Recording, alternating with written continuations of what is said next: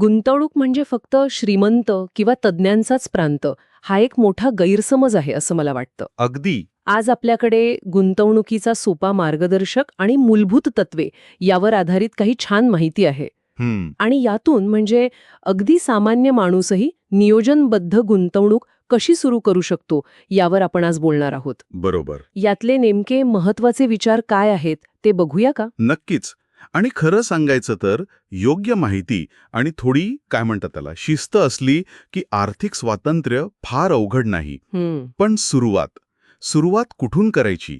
तर आपल्याकडे जी माहिती आहे त्यानुसार पहिला टप्पा आहे बचत. बरोबर. म्हणजे आपलं जे काही उत्पन्न आहे त्यातून किमान 10%, अगदी 30% पर्यंत रक्कम बाजूला काढणं हा पाया आहे असं म्हणायला हरकत नाही. हो, हे महत्वाचं आहे. बचत तर हवीच, पण फक्त बचत करून पैसे बाजूला ठेवणं पुरेसं आहे का? नाही, पुरेसं नाही. म्हणजे गुंतवणुकीच्या दिशेने पहिलं पाऊल टाकण्याआधी आपण नक्की कशासाठी पैसे साठवतोय हे ठरवणं किती महत्वाचं आहे. खूप जास्त. म्हणजे जसं की घर घेणं, समजा 1 ते 5 वर्षांचं उद्दिष्ट किंवा अगदी 10-25 वर्षानंतरच्या निवृत्तीचं नियोजन. अगदी. उद्दिष्ट स्पष्ट असलं ना की मग गुंतवणुकीचा योग्य मार्ग निवडता येतो, नाहीतर गोंधळ होऊ शकतो. अच्छा. आणि इथेच येते मग जोखीम व्यवस्थापनाची गोष्ट, म्हणजे रिस्क मॅनेजमेंट. हां, जोखीम. आपण किती धोका पत्करू शकतो? आपल्या स्त्रोतांमध्ये म्हणजे ह्या माहितीमध्ये 3 स्तर सांगितले आहेत. हो, कोणते? एक म्हणजे कमी जोखीम, जिथे बँक एफडी किंवा पीपीएफ सारखे पर्याय येतात. यात परतावा कमी असतो पण सुरक्षितता जास्त. म्हणजे मुद्दल सुरक्षित राहतं. बरोबर.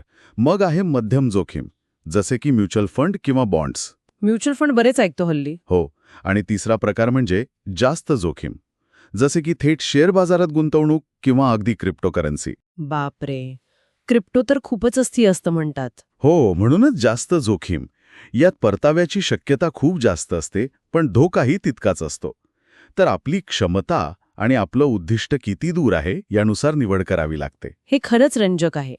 म्हणजे प्रत्येकासाठी सर्वोत्तम गुंतवणूक ही वेगळी असणार. अगदी बरोबर. प्रत्येकाच्या गरजेनुसार. आणि याच संदर्भात एक महत्वाचा मुद्दा आपल्या माहितीत आहे, सगळी रक्कम एकाच ठिकाणी न गुंतवण्याचा सल्ला, ज्याला विविधीकरण किंवा डायव्हर्सिफिकेशन म्हणतात. हो, विविधीकरण खूप महत्वाचं आहे ते. याचे एक उदाहरण पण आहे आपल्या माहितीमध्ये, जसं की एकूण रकमेपैकी 25% शेअर बाजारात, 25% म्युच्युअल फंडात, 20% स्थावर मालमत्तेमध्ये म्हणजे रिअल इस्टेटमध्ये, 15% सोन्यात आणि उरलेले 15% एफडी पीपीएफ मध्ये. बरोबर. याचा नेमका फायदा काय होतो? धोका कमी होतो का? अगदी. विविधीकरणामुळे धोका विभागला जातो. असं समजा की शेअर बाजार पडला तर कदाचित त्याचवेळी सोन्याचा भाव वाढेल किंवा तुमची एफडी तरी सुरक्षित राहील. अच्छा. म्हणजे तुमच्या एकूण गुंतवणुकीवर बाजारातल्या चढउतारांचा जो परिणाम आहे तो कमी होतो. हा झाला धोका कमी करण्याचा मार्ग. समजलं. पण संपत्ती वाढवण्यासाठी दुसरा एक खूप महत्वाचा मुद्दा म्हणजे वेळेचं महत्त्व आणि चक्रवाढ व्याजाची ताकद. पॉवर ऑफ कंपाऊंडिंग ज्याला म्हणतात. चक्रवाढ व्याज म्हणजे व्याजावर व्याज म्हणणं, बरोबर? अगदी तेच. हे नेहमी ऐकतो आपण, पण याचं महत्त्व नेमकं किती आहे? याचं महत्त्व प्रचंड आहे. खरंच, विशेषतः जर तरुण वयात सुरुवात केली तर. आपल्या माहितीमध्ये एक उदाहरण आहे, ते खूप चांगलं स्पष्ट करतं. हो का? काय आहे ते? बघा, जर कोणी दरमहा फक्त 5,000 रुपयाची गुंतवणूक SIP द्वारे केली. SIP म्हणजे सिस्टमॅटिक इन्व्हेस्टमेंट प्लॅन. हो, नियमितपणे, आणि त्यावर समजा सरासरी 12% वार्षिक परतावा मिळाला, जो मिळणं शक्य आहे, तर 30 वर्षात ती रक्कम किती होईल अंदाज आहे? 30 वर्ष, 5,000 दर महिना, 50-60 लाख? नाही, ती रक्कम 1 कोटी रुपयांपेक्षा जास्त होऊ शकते. काय सांगताय? 1 कोटी फक्त 5,000तून? हो, यातला मोठा वाटा हा मिळालेल्या व्याजावर पुन्हा मिळालेल्या व्याजाचा असतो. ती आहे चक्रवाढ व्याजाची जादू. म्हणूनच लवकर सुरुवात करणं खूप महत्वाचं आहे. कमाल आहे.